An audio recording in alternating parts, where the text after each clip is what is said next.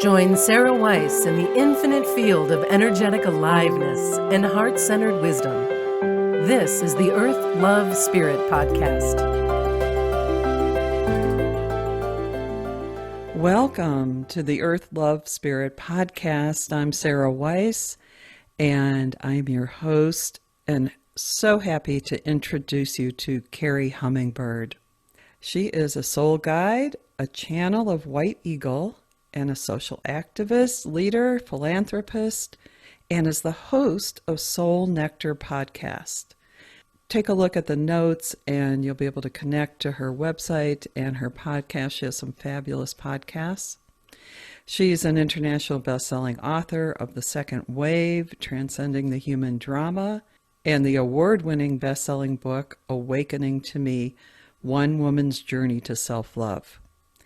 Kerri's name, Hummingbird, her last name, is an acquired name and the result of her shamanic studies and initiations. She has walked the living into her wisdom path. She mentors women to rewrite the story of their lives through inner transformation, connection to essence, remembrance of purpose, and realignment to authenticity and truth. Today, we are going to have a very interesting conversation that energetically is current to this very day. So everything we'll be discussing is about the new paradigm, the second wave, how the world is shifting and changing, and we'll introduce Kerri in a little of her background. So join me in welcoming Kerri Hummingbird. Welcome, Kerri. It's so delightful to have you on the podcast today.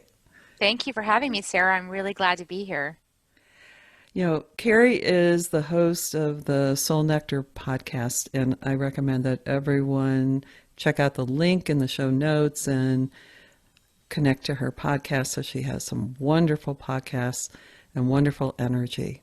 So today we're going to do kind of a little bit of let's catch up with who Kerri is and what her path has been, because she's definitely a woman who has lived into her answers. She has authentically walked the path and is still continuing. So Kerri, maybe you can give us a little bit of background, whatever's coming to you, to share with us about how you arrived where we are today. And then we're going to really take off on the energy of today. Okay? Beautiful. Well, so I arrived as a total surprise to my mother, who was very conservative woman from Midwest Texas, oil country, Bible Belt, and she had left that area to go to Dallas, to the big city, and married this guy who was really into the summer of love that was happening, and drugs and sex and all that stuff. Mm-hmm. And so in that clash of worlds, here comes Kerri. This little baby who's got a big spirit. And so that situation really unfolded for me at a time where my mom was making decisions, and some of those were pretty challenging, and finding herself in a little mess, and then needing to bring me along through that. And the thing about my mom is that she's very fierce. She has fierce love. So instead of looking the other way when my natural father was starting to abuse me sexually at 1 year old, she left him. She found another partner, because at that time it was really difficult to be a woman on your own with a child. So she found another partner and thought that was going to be really great. And then he turned out to be a violent drunk. And so she spent the next 5 years, being abused, and I spent the next 5 years being scared. So that early childhood trauma really played out in my life. So even though my mom met husband number 3 when I was 5, and he turned out to be the best dad in the world, the most amazing person, the most loving, the most compassionate, unconditionally giving person for 45 years in her life and in mine, even though that happened, that early period really made a big impact in my psychological development. So that played out. It started playing out when I turned 15 and my sexuality started blossoming. Those ghosts started haunting and coming back. There was a lot of drama in my early teens, and I ended up in psychotherapy as a measure of trying to help me to sort through these things. And then that path continued for a couple decades, right? Until it ran out of steam, until it really could not get me where I needed to go. So 20 years into my own first marriage, I'm at the bottom of the barrel, and I just can't cope with this psychology anymore. This labels and diagnoses and this stigma, and that there's something wrong and broken with me deep inside that I can't fix. And I had to walk away from all of it because I was abusing myself. I was on the verge of, causing a big disruption and negative impacts in my own children's lives, who were very young at the time. And I could see where it was going, and it wasn't going anywhere good. So I made the decision to walk out of the marriage and to leave psychotherapy, and to just say, you know what, if I'm bad, I'm just going to be bad for a little while because I don't know what else to do. And in that space, and I should say, leading up to that, I did have a spirit message, one of the few spirit messages I had in the early part of my life. I saw the end of the rope, and a very clear message, like it was like a sign. Remember this message, end of the rope. That means next chapter. Okay, I got the message. I said, oh, that's next chapter. I need to leave. Sat down with my then husband and said, I saw the end of the rope. He probably thought I was losing my mind, which I might have been, I mean, it's very possible. So I left, and in that space of not knowing what was going to happen, but just following this deep conviction, this sign that came and saying, okay, it's the end of the rope. What next? In that space, about 6 months later, dropped in my spiritual path. And so it started with a yoga master, whatever, in teaching yoga, vinyasa, and with Led Zeppelin playing in the background, because that's kind of where I was, I'll do this spirituality crap, but like, give me some Led Zeppelin, And then that led into shamanic study, and the pivotal moment there, and this is where really the story takes off in my new part of my life, is that I met this teacher who taught shamanic principles. He taught a program, The Quest for Authenticity, and I thought, well, I really want some of that. I want some authenticity. I don't think I have it. So I started this program. I started learning about the 4 agreements, Don Miguel Ruiz. This has been a very pivotal part of my path as well. And the most pivotal, though, was we got a healing. So each person in the program got to have a healing with him. And as I'm lying on the floor getting this healing and thinking to myself, this is ridiculous. I've been downgraded. Like, I used to be on a couch. Now I'm on the floor. It's like probably dirty. He's like drumming, drumming. And my mind is just chattering away. And I remember what he said, about presence, like just pay attention and just open the invitation. And so I said, okay, Kerri, remember what he said. What if this moment changes your whole life? What if? Let's just imagine that could be true. And I did that. I said, okay, I'm going to be quiet and see what if. And the moment I made that decision, he stopped drumming, and I felt this loving presence come in over me. This beautiful, wise, more unconditional love than I'd ever felt in my whole life came in over my body, and he began working on me. Mm. And he finished by putting a little crystal in my hand and putting it over my heart, and I burst into tears, and I didn't know why. Well, later I found out he had returned my innocence to me. And so that moment taught me so much, that healing. I remembered things. I remembered I'm not this body, but I am this body, but I'm not this body. I remembered I am all these little pieces. I'm not just one solid thing. I'm a lot of things. I remembered so much about the essence of life in that moment. And then I thought to myself, this was 45 minutes and it changed my whole world. And I've spent decades struggling weekly in psychotherapy. Whatever this is, I don't even care what this is. I'm going to learn how to do this. And I'm going to do this for myself and other people. And that was the decision that really changed my life. Isn't that a testament to the all-pervading love that we actually live in, and we don't even know it? I mean, in this Western world, we have no idea What is holding us? Because our minds are so busy, like I said, Mm-hmm. my chattering mind. And I've had other encounters with it, like in ayahuasca ceremony, where it really was blatantly obvious, this voice, this chattering voice, this chatterbox in my head, but that it wasn't me. It was just a chatterbox. And I told ayahuasca, I said, can you please make that stop?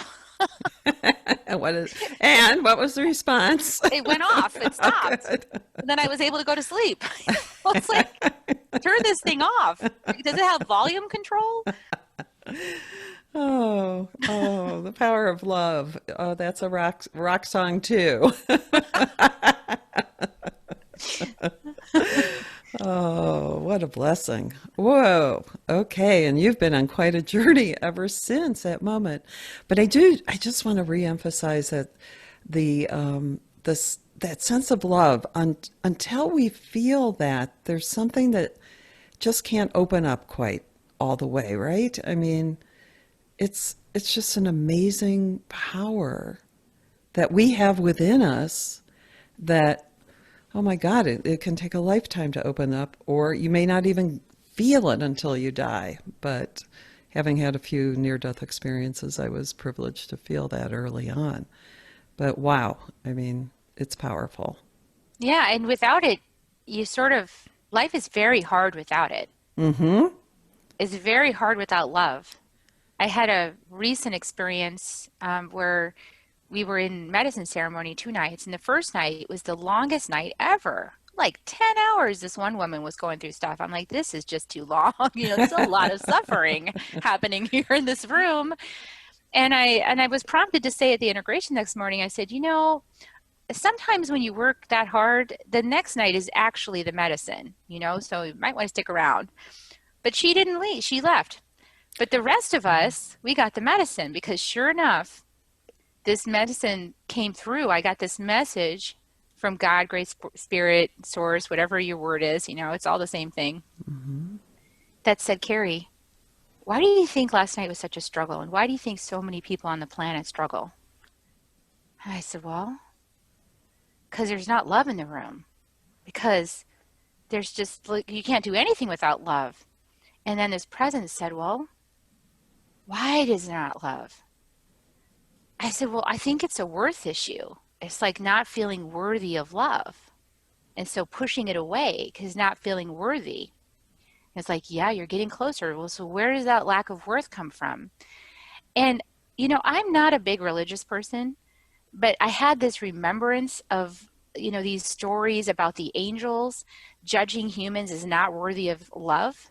Like, why did you create these things?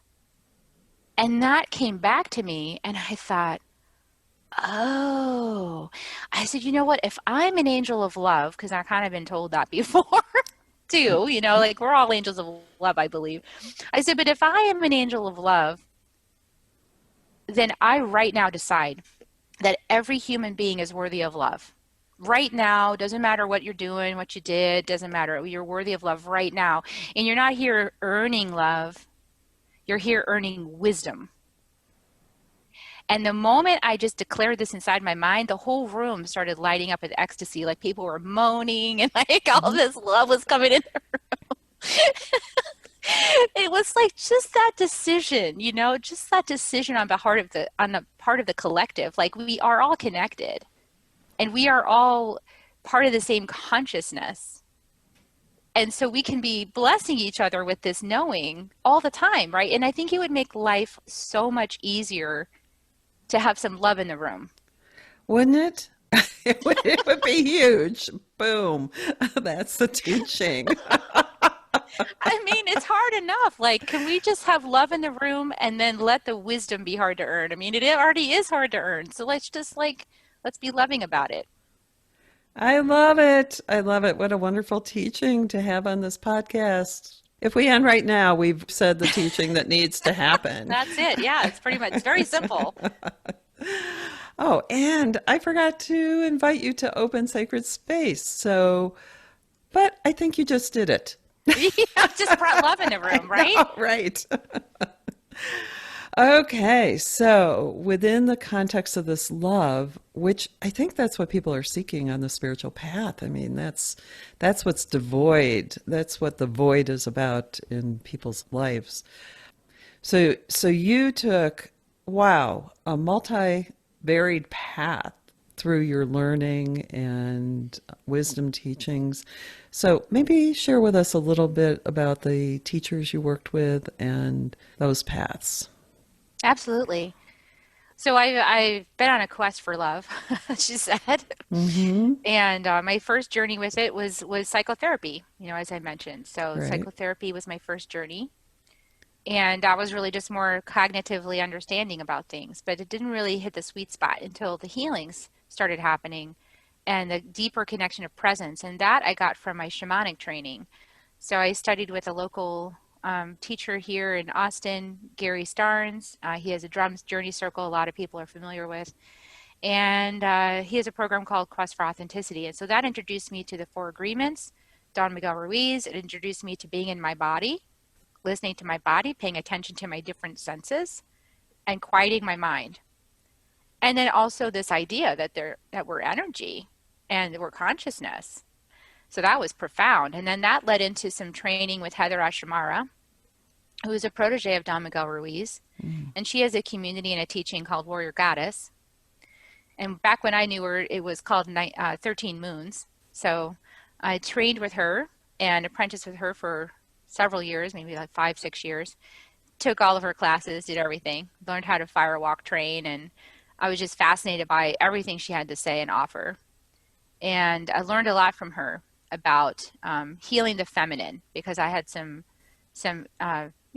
ongoing struggles with the feminine in my life. I was really easy to talk to my dad, but really hard to talk to my mom. Felt like every word got misinterpreted. So I had a lot of work to do there.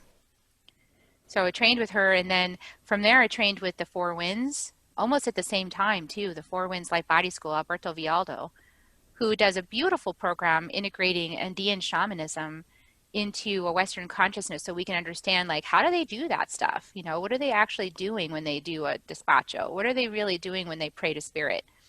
So we learned that. That was profound. I mean, it's really mind-blowing. There's no plant medicine in that program, but boy, it's almost as if there is. It's very mind-blowing. So I did that program and really learned a lot. I'm a practitioner now of that. And then I'm not, satiated yet. So then I studied with Jose and Lena Stevens and Anna Stevens of the Power Path, another just wonderful program for shamanic study. I'm part of that community. I love that community. It's ongoing training. And I've learned I just finished my basic practitioner training there. So going back to zero, I don't know anything. Let me walk in and you tell me how to do these healings. Like, what's the way? So I just surrendered everything and back to square one. I mean, not really, but, but learning a whole new way of going about it. So that's powerful.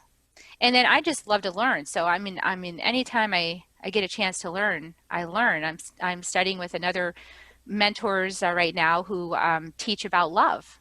They teach about presence and love and healing the inner child and bringing all of yourselves into congruence and Tracy Trottenberg and George Kansas. And so many people haven't really heard of them necessarily, but they are a very loving couple, very versed in the language of love, the conversations of love. And so I've been learning that. So I'm on a constant evolutionary path. Sarah, I don't turn down opportunities to learn. Whenever I can squeeze it in, I'm like right there. I want to learn. Fantastic. Okay, so then you have this other stream coming through you that you've integrated over the last several years, which is your relationship with White Eagle. You want to talk about that? Yes, because it's interesting. I mean, you've brought it to a point where it's not just channeling someone, you and this unincorporated being, guide, have come to a very unique and beautiful type of relationship. Yes, he is a powerful force to be reckoned with. I guess I am too. Otherwise, why would I be here?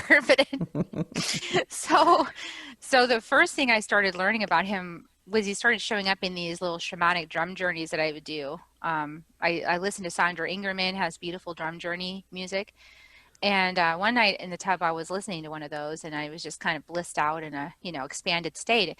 And then in my mind, in my third eye, that all of a sudden I start seeing this vision of this like telescope or something like coming closer and closer to me, and I'm looking at it. And in the vision of it, right in the center of it, getting bigger and bigger, is this Native American chief with the feathers and everything all around his head. He comes in really close and he says, "Open the suns in their hearts." And then he leaves. And I'm like, wait a second, what does that mean? And who are you? And I don't know what just happened. So I start looking it up, and I notice, oh, well, that looks like a Cherokee headdress. And I know I have Cherokee in my history, so I knew what to search for. So okay, well, maybe this is an ancestor. So I ended up just kind of noticing that, and then these little moments of connection would just happen and happen and happen. And then on my quest to find out my Cherokee roots, because a lot of people have experienced this where you don't have access to the rolls, or like your ancestor changed their name, and that was the case where my ancestor changed her name so she could pass for white. She married a white man and left the tribe. So I went and to the Cherokee Nation, to the Smoky Mountains, looking for an answer. Like, how do I get connected with my ancestry? And when I went to the Cherokee Akanalofty village, the first time I went, I got no answers. I asked everyone and I got nowhere. 2 years later, I went, my son's in tow. And I asked again. And I think by now I'm fairly desperate and I'm crying, to be quite honest. I'm like, I really need to be connected. I don't know who's going to help me. So I get led to this man called Bruce, who was only there for the day, of course, just happened to be there for the day. And he said, I think I can help you. Why don't you go, meet me in the parking lot. So as I'm leaving to go to the parking lot, all of a sudden I feel this huge, like softball sized energy, like it's flung into the back of my head, like where my head meets my neck. And all of a sudden it starts expanding. I feel really strange, dizzy. I have to sit down. And this energy is just pulsating and moving through my whole head and into my body. And I don't know what it is. And that moment began a journey with this peace chief, this medicine man on the Trail of Tears. I started hearing him in my voice, in my head. I started feeling him. I would just have memories of the Trail of Tears, and the grief was profound. I would just burst into tears if I talked about it. I can still feel the emotion there, but I can talk through it now, whereas before I wouldn't be able to. And I just began this journey of healing with him. So I used every tool I could. I used autonomic writing. I listened. I felt. I noticed what visions came.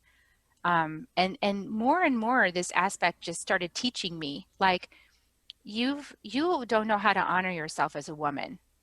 And I could agree with that. I didn't know how. And he says, I'm going to teach you how to do that. And I realized that we were in an exchange. Like, he was teaching me the older ways of how to honor myself as a woman. Because in the Cherokee culture, women were very revered and honored, not like it is in the Western culture. And so I was learning these lessons. At the same time, I was devoting myself to healing his pain. And so I would take myself to, healing sessions, and we would do healings on this. And this whole time I'm wondering, who is this? Like, is this an ancestor? Is this me in another life? Is this, my brain is trying to understand this whole thing. And at the end of the day, what I finally realized, this is just a really interesting thing, is that White Eagle is this peace chief, White Eagle peace chief. The Cherokee always had this in their tribe. And so in some ways I was that. I was White Eagle. And in some ways I'm White Eagle's like great granddaughter, Mm-hmm. And in some ways I am White Eagle now, revisited into this body to be that, to heal the lineage. And in some ways I'm White Eagle, this ascended master, that channels rainbow light. And in some ways, I'm just part of this essence. So it's so, when you try to grasp it, it pulls away. Right. But that's the multidimensional aspect of our being. We are all that. Exactly.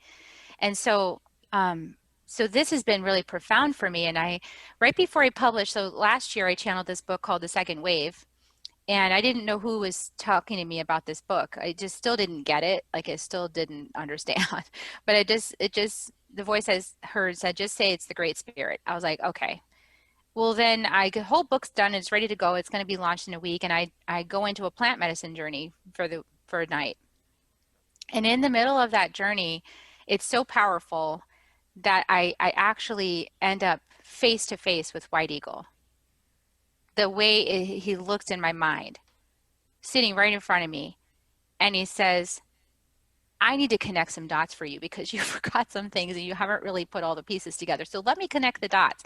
So we actually sat there and just connected every single dot of everything he showed me, including moments with my dad, who was also an aspect of White Eagle, sent to protect me while I was growing up. So, it's like very profound to me how all of these can be true at the same time. Mm-hmm. And so at the culmination of that ceremony, I realized, oh, well, this is actually White Eagle's book, and I'm channeling it as Kerri. So I changed the cover. I said, well, this is White Eagle. And apparently some other people had heard about White Eagle, which I didn't know either. So that was news to me. So all of this is really, it's a journey. It's a fascinating journey. It keeps unfolding my understanding of this phenomenon. But one of the things I know that it's here for me with this integration is not just the masculine and the feminine, because obviously integrating the masculine and feminine energies is something we're all working on right now. So I'm in a feminine body, and now I'm integrated with this masculine presence from another lifetime, and that's etheric somehow. And this presence is really helping me to be more strong as a woman, to be in my strength, because I didn't have such a strength before this integration happened. And also it's an integration of different cultures and the big healing, because in this body I have Cherokee, but I also have Celtic ancestors. I have white European ancestors. And so there's a lot of healing to be done in the relationship between Native Americans and Europeans. And so here I'm in a body that's facilitating that. And I know there are many of us right now on the planet that are having this same journey to heal these lineages from the inside out. Mm-hmm. And so when I was told, like, oh, you're going to go out there with your drum and do all this, and I thought, oh, I don't think I should be doing that. It feels like appropriation, or I don't want to offend people. And this message I got from this chief from White Eagle was like, no, this is the plan, because the earth is for all people, and we need to remember that. And the Native Indigenous people actually had some things very correct. And so we need to practice that. We need to teach it and practice it and claim it as our own so we can love the earth again. And so if anybody gives you any trouble, ask them if they're talking to their ancestors, because if they're talking to their ancestors, they know what's happening. Wow, yay. That's a good way of feeling comfortable with it, because I believe everyone's indigenous. Here we are, born on this earth.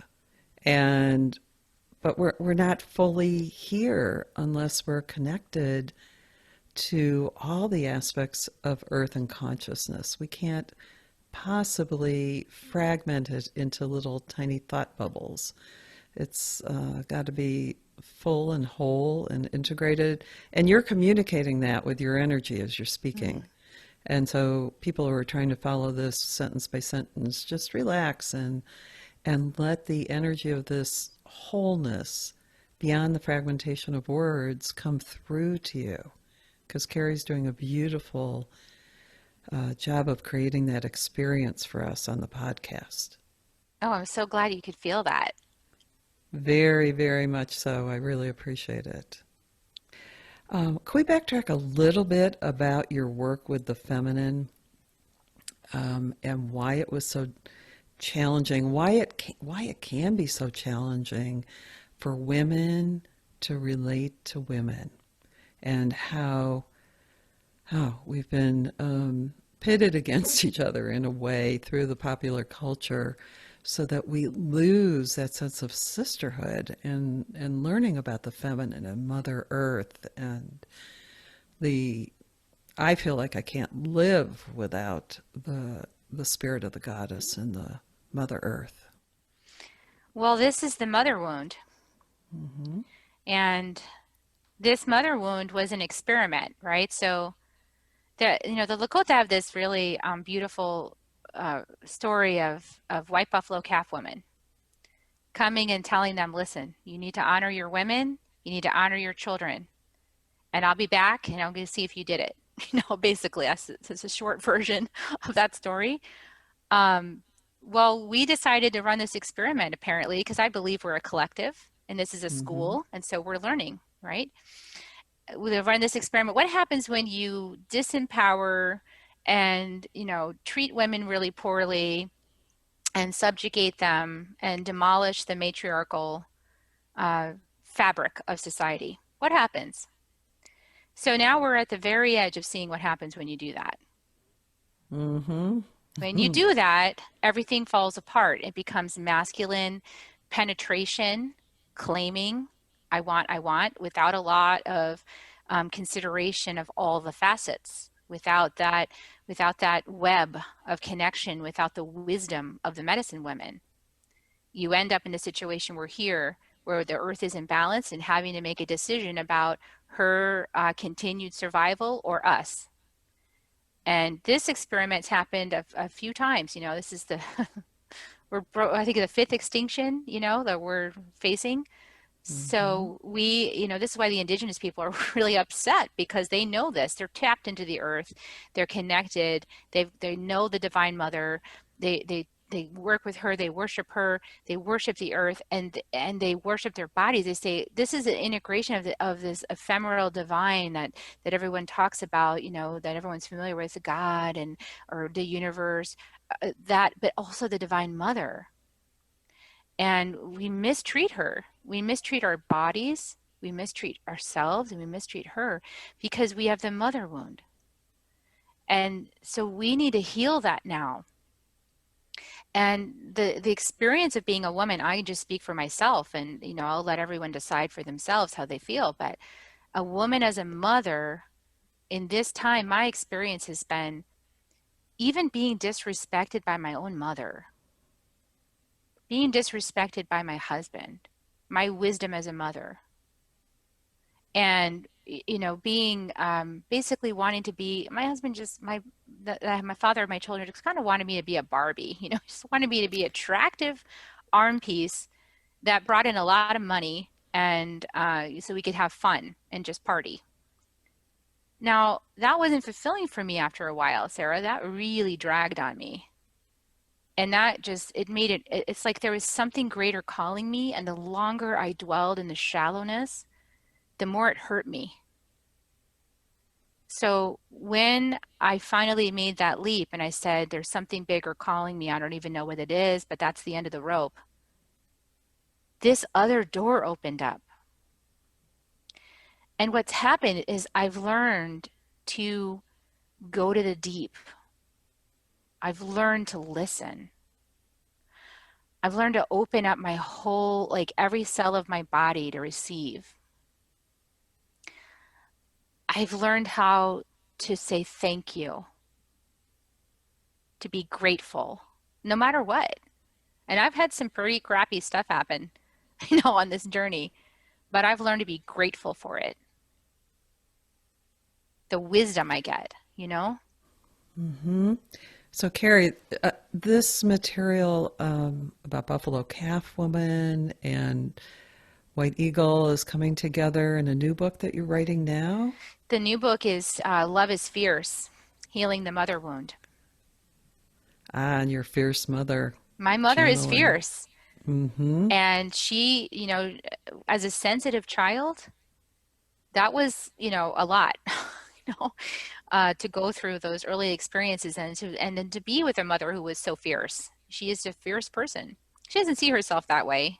She sees herself as powerless or kind or whatever the word she would use to describe, or I just don't know, or I feel small, but she's not. She's powerful and That's really one of the issues, Sarah, is our self-concept.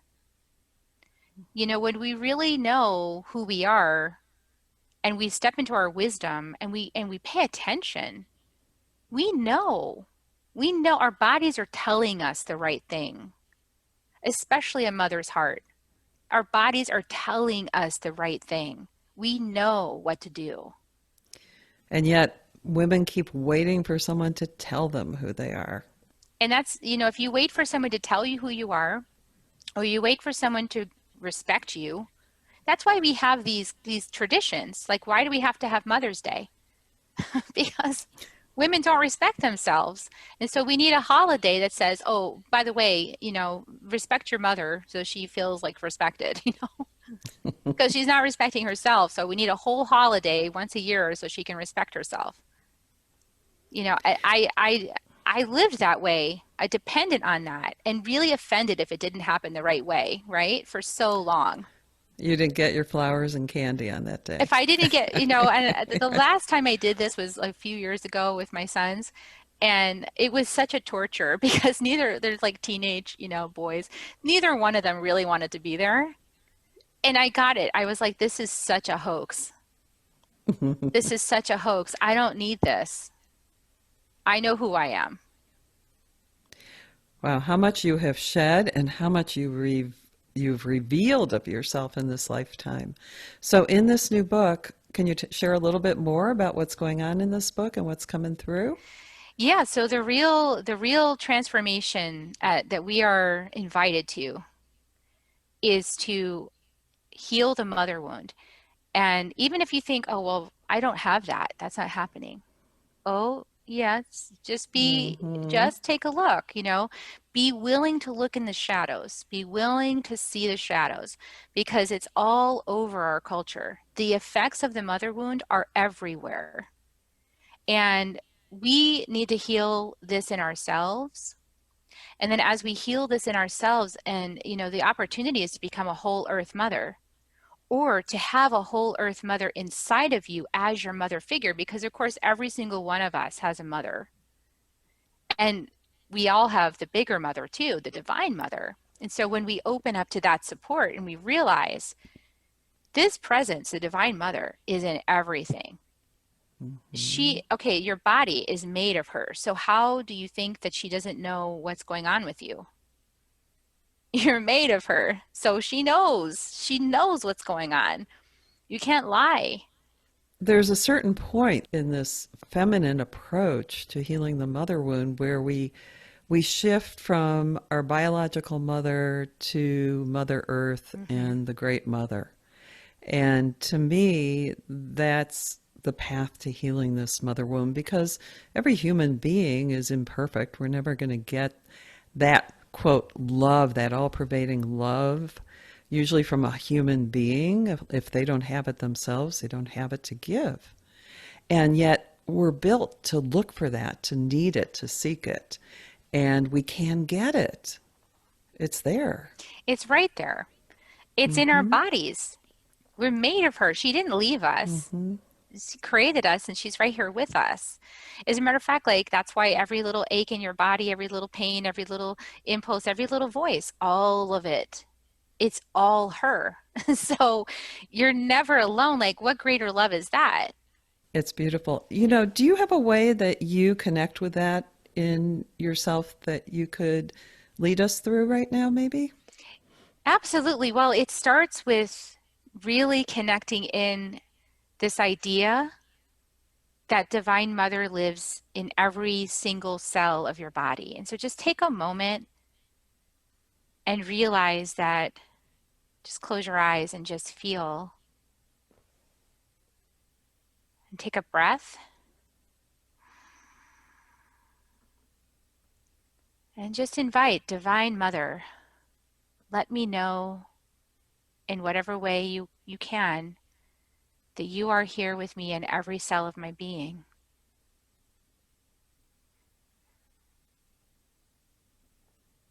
And just notice if you feel a lightness, a warmth, a radiance, a flowering.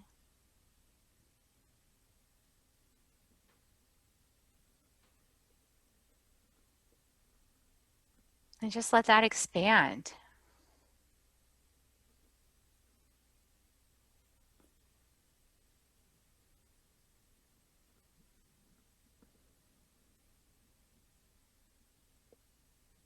And then in the book, one of the things that is offered is an external representation of this, because a lot of times, if there's a lot of mental chatter, it's hard to get to this space of just perceiving and feeling and dropping in like we just did. Mm-hmm.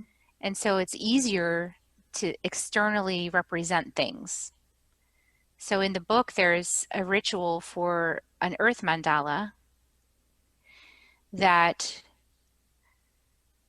when you create it for yourself on the earth, you invite the Divine Mother to start working with you. And then she works with you as you work on this earth painting. And this can go on for months. You know, you can keep working on this earth painting as long as you want. And then at some point, the healing, it seeps into your heart. And you realize you're loved. And it's a beautiful practice. It's a beautiful gift. Of course, I was the first one to do it because I was given it for the book. And I can say it's a miracle. I mean, it really powerful how it feels.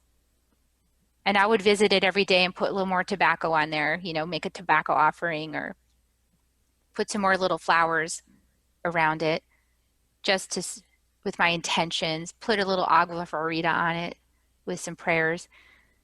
And just gratitude, like, thank you for showing me that you were always here. I was never without a mother. And I had a mother that did her best, a physical mom. But nobody does it like the Divine Mother. There is no substitute. There really isn't. There is not. It's only her. So, like, we're all just doing our best to emulate the Master. Can you forgive us, please? And can we forgive ourselves? Mm-hmm. We're doing our best to learn. She's the Master. She's teaching us.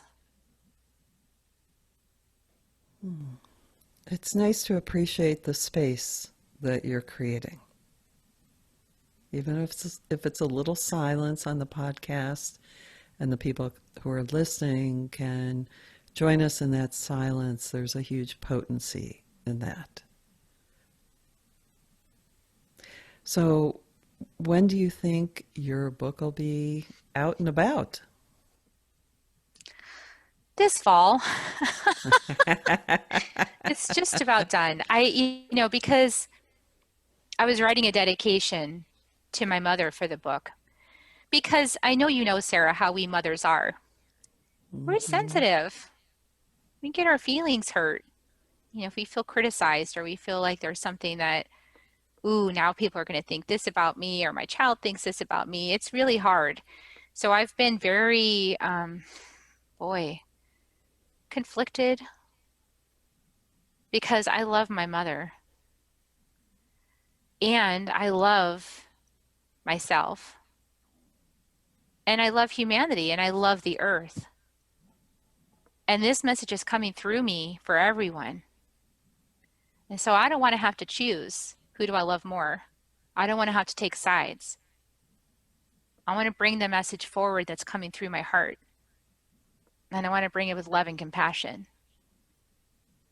And some of that is fierce love, is fierce truth. And truth is, sometimes truth hurts. But when we get to the other side of the truth, we come into right relationship. And then we all get what we actually wanted. We get a happy, healthy home with a happy, healthy family. And will we fight? Will we learn? Yes, but we'll be doing it from another place than we've been doing it.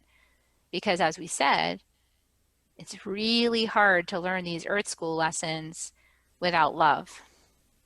Yes, and as we begin to weave the feminine back into the fabric of our lives, like you mentioned, our whole world is going to change. And even though it looks kind of a little crazy right now, I feel like there's going to be a beautiful outcome ultimately. How are you feeling about it? Well, I know that it is. Mm-hmm. I know that it is, as we all courageously take the inspired steps we're called to take. And so every one of us plays a role in this. There's no savior. I love Jesus, and Jesus did a great job emulating, demonstrating. Now it's for each one of us to take on that challenge, to become love masters. That's on each one of us now. And as we make that commitment and as we do that, now we open up a new potential for Earth. But we got to get, out of this habit of telling the old wounded story and seeing the world through those eyes. We've got to be willing to shift the assemblage point, that window of perception that we each have, into a more beneficial direction guided by love. And so that's why the reconnection with the earth is so important. Because as we reconnect our hearts to the earth, as we remember, oh, that's right, I can never hide from the Divine Mother, so there's no point in trying. As we can't hide behind a shadow. I mean, come on, she's everywhere. So as we realize that and remember that, then it gets simpler. Because we're not trying to deny anything. We can't deny it. It's the denial that's caused the separation. That gets tiring after a while, doesn't it? It's so old. It's pretty boring, actually. And it's really not, I think maybe some egos feel like, well, it's just more exciting. They might feel like, we all know where we're going, and I'm going to live it up until my very last moment, right? In the human drama. Right. And, that's a choice. We're all conscious beings of choice. We can choose. But I'd rather be basking in the sunlight of love than drowning in a drench and sea of suffering. That's just me, but that's my choice. Okay, well, as we come to a close here on the podcast, you have a free offering for our listeners. I do. You do. Tell us about it. It's an oracle game, so it's not the kind of oracle game that tells you what's going to happen. It tells you more like insights into why it's happening. So it's called the Love Mastery Game, and it brings in earth allies like the Four Directions, tobacco, things like this that have potent medicine for you. And it also has some aspects that tell you, well, what's my challenge? What am I learning? What's my love mastery principle I'm learning? What's my state of being I'm learning how to master?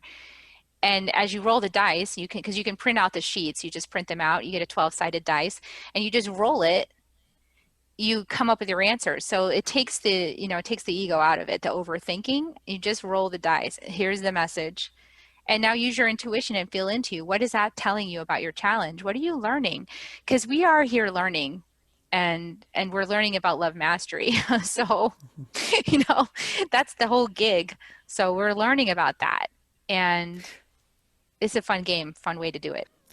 Okay, so we are coming to the end of the podcast, and our listeners are left with the challenge to become love masters, to follow their hearts and reweave the divine feminine and heal the mother wound. And you've left us with so many beautiful teachings, Kerri. It's such a pleasure, and thank you so much for being with us today. Thank you, Sarah, for having me, and thank you to everyone out there. I love you so much. Blessings all. Thanks for listening to the Earth Love Spirit podcast. If you like what you heard, the best compliment you can give us is to share this podcast with a friend. And be sure to give us some stars and a favorable review at Apple Podcasts or wherever you listen in.